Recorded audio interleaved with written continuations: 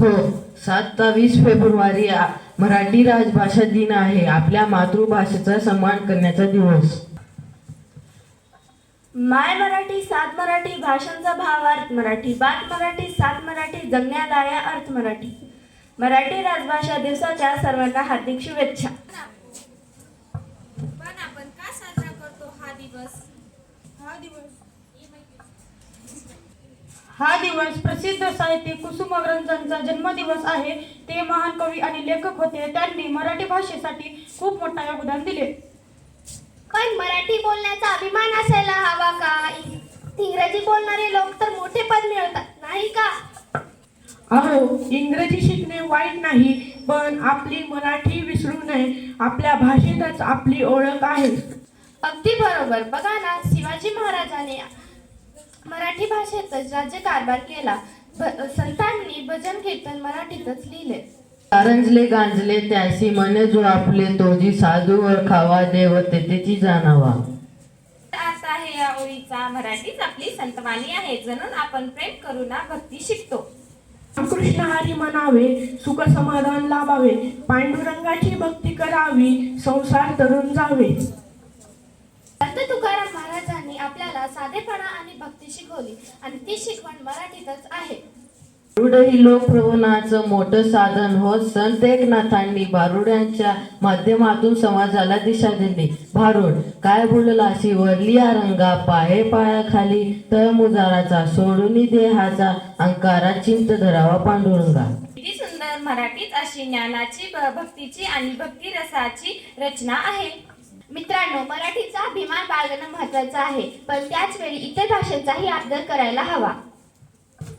खेळ मांडियेला जसा खेळ नारायणा, खेळ मांडियेला जसा खेळ नारायणा, मुलीचा ताना नाचे गोपाळा, मुलीचा ताना नाचे गोपाळा.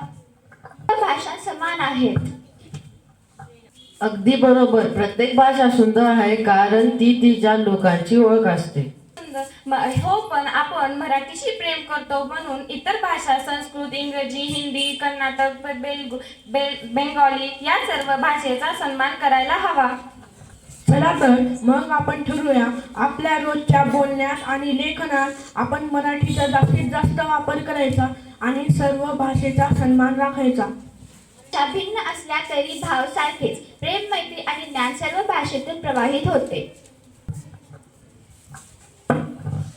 मराठीचा गजर हो महाराष्ट्राचा जय जयकार, मराठीचा गजर हो महाराष्ट्राचा जय जयकार. शूर मावळ्यांची गाथा, शिवबांचे गौरव अपार, संत वाणीचा प्रकाश, ज्ञानाचा दिवा दैवत राहो. मराठीचा अभिमान उंच नेऊ आपण सर्वस्व हो. मित्रांनो, मराठी भाषा फक्त शब्दांचा संगम नाही, तर ती आपली संस्कृती, आपला अभिमान आहे. चला तर मराठीच्या गौरवशाली इतिहासाची सफर करूया. नमस्कार, मी मराठी, भारतातील 6व्या क्रमांकाची सर्वाधिक बोलली जाणारी भाषा. माझे जन्म 11व्या शतकात आणि माझे पहिले लेखन 1112 मध्ये लिया चैत्रात दिसते. संस्कृतच्या सावलीत मी मोठी झाले, पण संतांनी मला लोकभाषा बनवले. माझे पहिले व्याकरण महाभारती आणि माझे पहिले अभंग ज्ञानेश्वरांनी दिले. मी संत ज्ञानेश्वर. माझी पहिली महान ग्रंथ रचना. मी संस्कृतच्या कठीणतेतून मराठीचा प्रकाश आणला. नमस्कार, मी संत तुकाराम. माझ्या अभंगाने मराठीला भक्तिरास दिला. जे कार रंजले गंजले त्यासी म्हणे या फुले, या शब्दांनी संपूर्ण महाराष्ट्र घडवले.